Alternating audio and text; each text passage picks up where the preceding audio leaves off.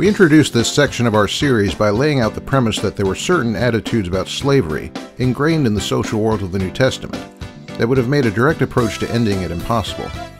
In this vid, we'll explain what those attitudes were, and give you an idea what the authors of the New Testament would have been up against had they gone straight abolitionist.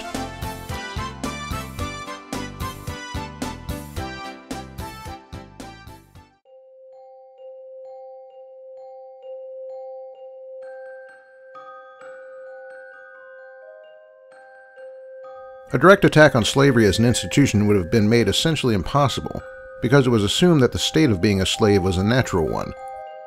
The juxtaposition of slave and free was seen as being as basic as the division between male and female.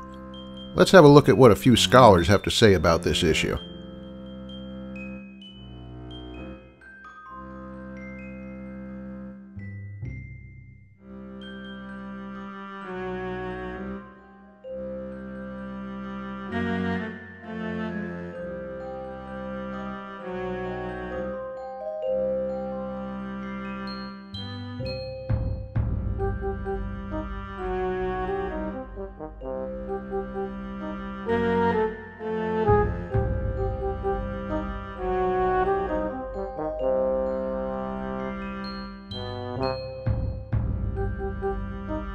Reinforcing the idea of slavery as a fixture was a widespread perception of slaves as worthy of being enslaved.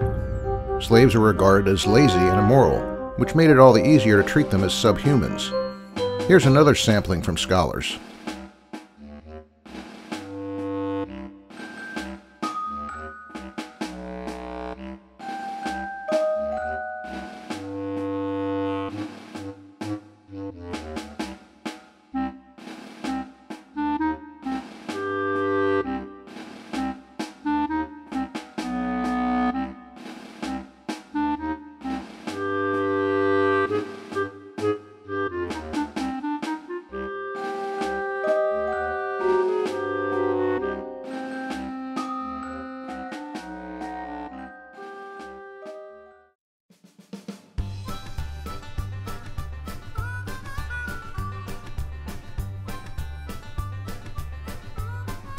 I'll close this by making the point that critics are hard-pressed to find anything like abolitionist sentiments anywhere in the New Testament world.